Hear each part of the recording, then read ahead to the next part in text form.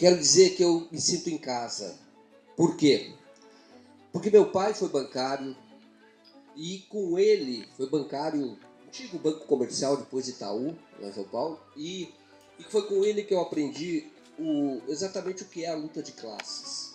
Eu era um profissional muito consciente, isso que o Augusto falou sobre as conquistas dos bancários, isso eu aprendi em casa. Eu soube em casa das primeiras conquistas que houve quando ele trabalhava no banco. Depois a minha irmã seguiu a mesma carreira, foi dirigente sindical em Sorocaba, né, no interior de São Paulo.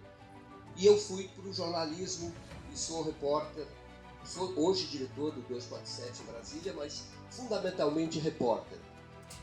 Porque essa é a minha vocação, contar histórias. Vocês me permitem acompanhar a vida de vocês, acompanhar a jornada de vocês, e eu tenho o compromisso de contar aquilo que vejo.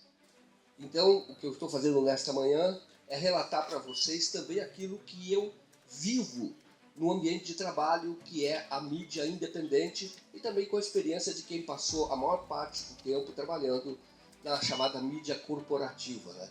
Especialmente na TV Globo e na revista Veja. Eu conheço por dentro, então quero fazer esse relato que é o que eu faço com honestidade, que esse é o meu compromisso.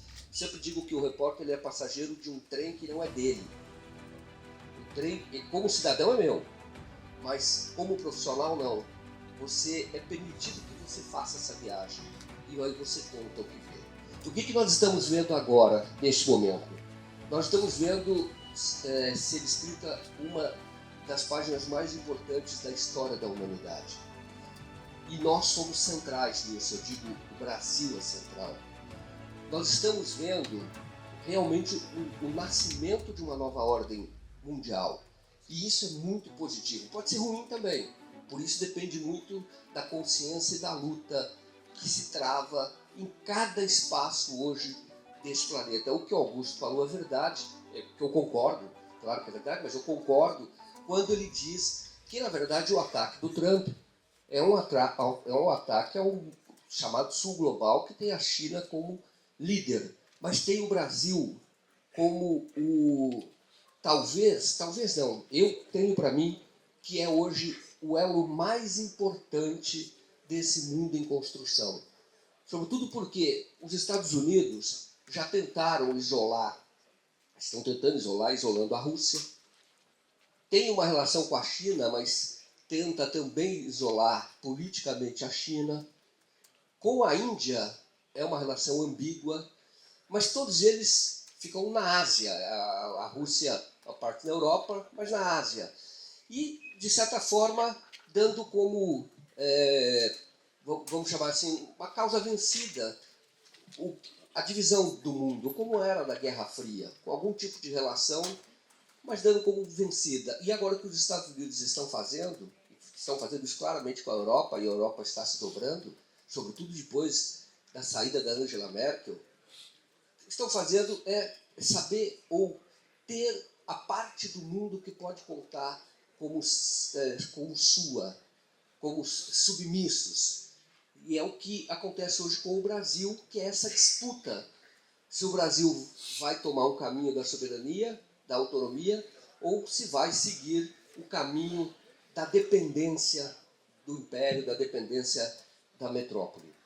Bom, e nós, como do 247, e esse é o papel, essa é a proposta da minha fala, é falar que é o papel da mídia independente na construção da democracia no Brasil, que tem tudo a ver com o surgimento, a consolidação de um mundo multipolar. O que eu quero falar, então, para vocês é como é que nasceu a mídia independente. E ela nasce de um certo expurgo que houve nas grandes redações, nas redações corporativas. Com Luiz Nassif, por exemplo, que era um profissional muito importante da Folha de São Paulo, como aconteceu com o Paulo Henrique Amorim, que era da TV Globo e com quem eu fundei o Jornal da Band, que eu era da Veja e fomos para lá, e aí uma tentativa de levar jornalismo, conteúdo forte para a TV aberta, e foi o que nós fizemos. Essa experiência durou 2 anos, aí eu fui para a Globo também, depois. já no meio desse caminho, quando o projeto já estava sendo muito pressionado pela elite brasileira mesmo, que é a Bandeirantes, e esses veículos corporativos, eles são considerados instrumentos da elite, e são efetivamente instrumentos da elite. Por isso é que você vê todo jornal de rede, em geral, ele é patrocinado, tem como principal patrocinador os bancos. Você vê que são os bancos. Então, eles são instrumentos ideológicos. Essa mídia é ideológica. Então, quando você começa a ter... O divisor é o segundo mandato do Fernando Henrique Cardoso. Por isso, foi quando eu saí da Veja, quando saí em 98 e vou para o jornal, a gente vai criar o Jornal da Band. E na época, você percebia que a Veja, ela tinha, contar um pouco, por isso que eu digo que eu conheço de dentro, para falar como surgiu a mídia independente. Você tinha na Veja uma disputa, um tensionamento que era importante para o público. A Veja, por exemplo, fez uma capa lá atrás sobre tortura, denunciava a tortura. Então tinham trabalhos muito bons. Eu ganhei esse prêmio Vladimir Herzog, porque eu fiz uma matéria sobre o trabalho infantil no Brasil. Me permitiu, viajei no Brasil todo e mostrávamos como é que o trabalho infantil ele fazia parte de uma cadeia de exploração que tinha grandes empresas no final. Estava na Veja. Então havia uma tensão. E dentro da Veja havia um grupo que era considerado de esquerda, do qual eu fazia parte, e que era, ali dentro da Veja, nessa época, o diretor era o Mário Sérgio Conte. Na Veja, esse grupo de esquerda era liderado pelo Paulo Moreira Leite, né, que hoje está no 247, e eu era subeditor da área de política, tinha uma editora da área de política, que é a Laura Capriglione, que depois foi fundar o jornal Jornalistas Livres, e nós tínhamos espaço para fazer jornalismo, de fato, na mídia corporativa. Mas aí, quando tem o segundo mandato, foi a consolidação de um projeto de saque. Justamente naquela época que se falava em consenso de Washington e se falava que não havia alternativa ao consenso de Washington e que era preciso a globalização, a palavra de ordem, consolidada, e que não havia espaço para outro tipo de pensamento. Nesta época, até o que acabou fazendo um sucesso foi um livro do Mangabeira Unger e do Ciro Gomes, que era uma alternativa ao neoliberalismo. Era muito bom esse livro. O Ciro Gomes ele fez algumas coisas interessantes, e foi interessante isso. Hoje é de direita e era de direita antes, mas nesse período ele fez essa publicação num momento em que todo mundo falava tinha um único caminho. E aí o que acontece? Aqueles que antes tensionavam dentro da redação foram perdendo espaço. E aí foi ascendendo aqueles que não eram os melhores jornalistas, mas que sabiam fazer o jogo dos patrões. Então, à medida em que fomos perdendo espaço, embora pudesse continuar lá fazendo uma outra coisa, às vezes continua, até porque a mídia corporativa ela precisa ter personagens ou pessoas profissionais que representem uma pluralidade que, na verdade, não existe. Mas, vez ou outra, coloca lá alguma coisa e tem um jornalista que você possa considerar, como teve a Globo, o Chico Pinheiro, entendeu? Como o Caco Barcelos, entendeu? Então, ela tem. E na Veja tinha mais, hoje tem muito menos. E aí, como esses jornalistas foram perdendo espaço, foram criando, e aí tem a ver com a internet, foram criando seus próprios blogs. Eu criei um blog, na época, era blog do Morumbi, que eu morava no bairro do Morumbi, em São Paulo, e criei para dar notícia e fazer comentários, e teve repercussão na época de eleição. Acabou se repercutindo na própria mídia corporativa e repercutiu fora do Brasil na época da eleição depois da Dilma. Mas aí teve o Paulo Henrique Amorim, percebe que o espaço que ele tinha para publicar aquilo que ele pensa era um blog. Então ele cria o Conversa Fiada. E esse Conversa Fiada, surgiu esse nome quando eu me lembro, eu era diretor de São Paulo, do Jornal da Band, em São Paulo, na Praça de São Paulo. E aí um dia saiu uma nota sobre nós, uma coisa assim, uma nota numa coluna chamada Conversa Afiada. Afiada. E eu mostrei para ele, ele gostou do nome. Algum tempo depois ele criou o blog Conversa Afiada, que foi muito importante para a resistência, eu digo, inclusive para forçar. E ele veio aqui, na conferência. Ele veio aqui? Não, era meu amigo, e vou até contar um segredo para vocês. Eu escrevi a Georgia, que era viúva, foi a esposa dele. Exatamente, ele trabalhou comigo, trabalhamos juntos na Record. Ela é baiana, ela é ótima, ela é ótima. Aí ela publicou um artigo meu, depois que ele faleceu, de homenagem, em homenagem ao Paulo Henrique, porque quando eu fui para a Globo, eu saí da Band, fui para a Globo, já estava no final do projeto da Band. E o Paulo Henrique, ele tinha trabalhado na Globo há muito tempo, e ele não gostou pessoalmente. Então, naquela época eu disse, é uma necessidade profissional, você passou por lá, eu tenho que passar por lá. Globo, Veja, a gente dizia para jornalista que é que nem sarampo, você tem que pegar o tempo, e aí a gente falava isso, entendeu? Não era para sempre, era para pegar e depois você segue a tua trajetória. Mas ele não gostou e aí isso afetou a nossa relação do ponto de vista pessoal. Sim, ficamos 20 anos sem nos falar. Pouco antes de morrer, eu publico isso no artigo. A gente se encontra,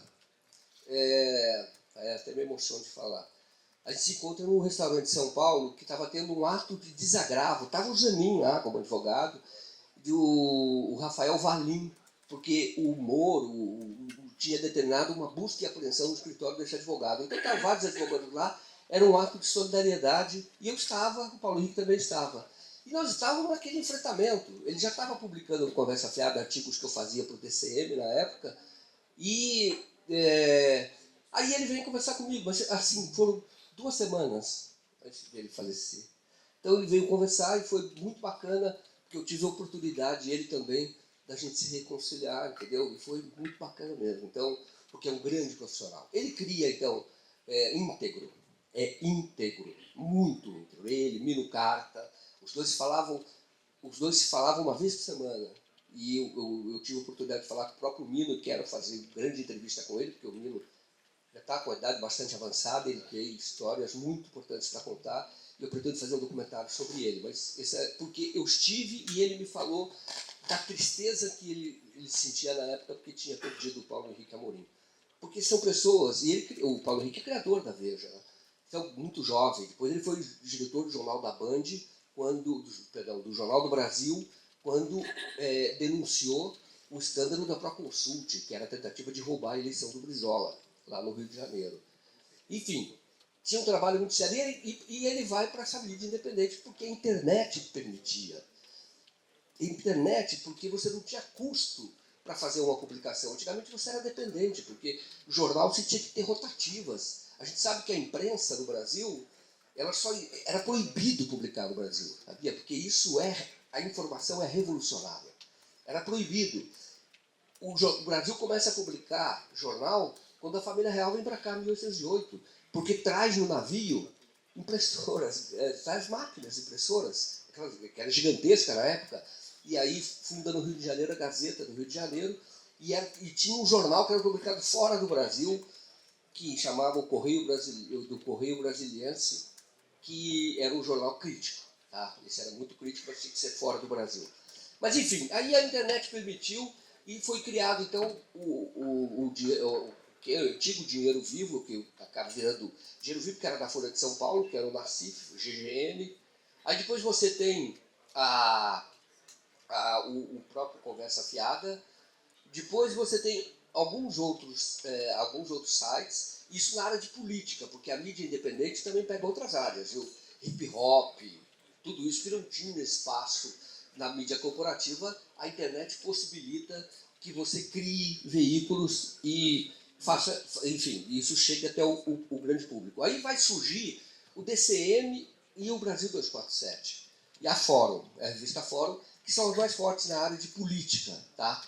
E quando você tem o DCM, eu sou fundador do DCM, porque a primeira matéria que nós fizemos, que eu me lembro que virou a eleição em São Paulo, foi sobre um perfil que eu fiz.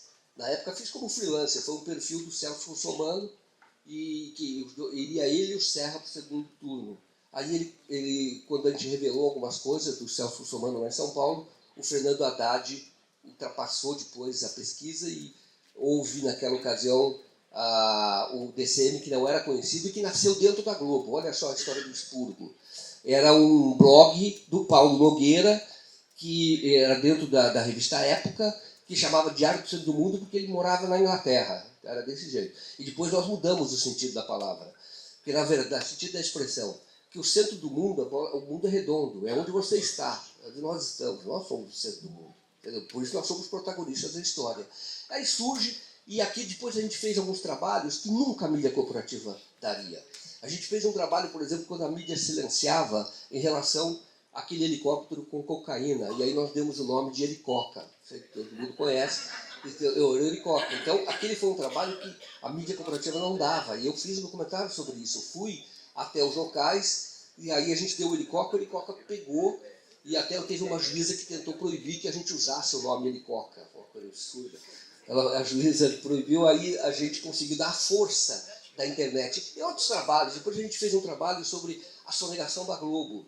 Eu tive até as Ilhas Virgens Britânicas, que eu nunca faria isso em outro lugar. Eu tive nas Ilhas Virgens Britânicas, e aí lá a gente mostrou que a Globo tinha criado uma empresa, que era uma empresa de fachada, só para poder sonegar impostos pela compra dos direitos da Copa do Mundo de 2006, de 2002 e 2006. Enfim, a gente também, foi um trabalho que só nós demos.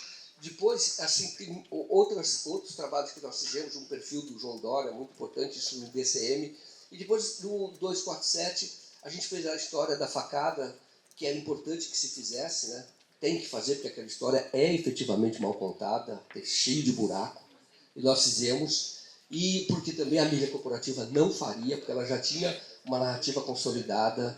Depois a gente faz, depois a entrevista com o Delgatti, depois com o Tony Garcia, agora, toda a série que eu fiz, tanto no DCM quanto agora sobre a Lava Jato, desde o início, porque aquilo eu sempre dizia que era inimigo do Brasil, como o Bolsonaro, que é o bolsonarismo, é inimigo do Brasil, porque no fundo, essa mídia corporativa, ela defende o interesse daqueles que ganham com a atual estrutura econômica no Brasil, e é claro que isso está vinculado aos Estados Unidos, está vinculado à economia, que eu diria, ocidental, que é liderada, organizada pelos Estados Unidos.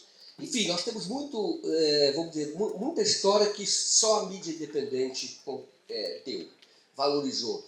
E aí eu me sinto confortável hoje, como cidadão, como jornalista, de atuar num veículo que eu sei que faz história e vai ajudar. Quem faz a história é o povo, mas eu sei que ajuda a contar e a organizar as pessoas, a despertar consciências. A imprensa deveria ser assim, a mídia corporativa, mas ela não é, ela é ideológica, ela é propagandista de um projeto econômico, que é hoje chamado de neoliberalismo, mas eu sempre disse que o jornalista ele tem a obrigação de estudar mais, de ir atrás de informação, de ficar antenado o tempo todo. Às vezes tem gente que até considera que ele é chato por isso, porque ele está sempre falando de coisa séria, não atrás de coisa séria. Mas não precisa ser grave, pode ser sério sem ser chato. Né?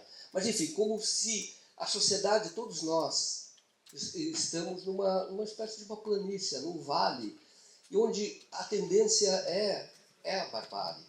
Essa é uma tendência. E o jornalista, o jornalismo, ele tem que ter um papel civilizatório, para organizar, para que as pessoas convivam num ambiente civilizado. Eu sempre digo que esse é o nosso papel, é tentar tirar do vale da ignorância. A gente vê isso hoje enormemente, com muita clareza no bolsonarismo, né? Que, na verdade, o Bolsonaro ele é exatamente o resultado do empoderamento da ignorância, porque ao mesmo tempo que eu falo que a internet possibilitou o surgimento dessa mídia independente, que tem feito um trabalho muito importante em defesa do Brasil, da soberania do Brasil, e claro, em defesa de um Brasil justo. Esse era o slogan, inclusive, do DCM, que era a luta por um Brasil justo. É isso que precisa ter, e a mídia tem este papel. Então nós estamos vivendo hoje, e a gente tem que contar essa história, né, como jornalista, um tempo de transformação. E eu digo para vocês que eu até estava me lembrando, sempre que eu vejo esse tempo, que a gente não deve temer. Essa hora chegaria, e essa hora é agora, de transformação.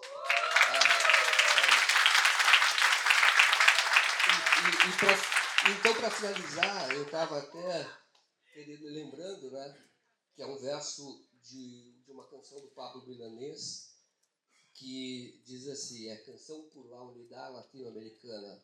Ele diz que a história é um carro alegre, cheio de um povo contente, que atropela indiferente todo aquele que a negue. Aqui tem um povo contente. Muito obrigado a vocês.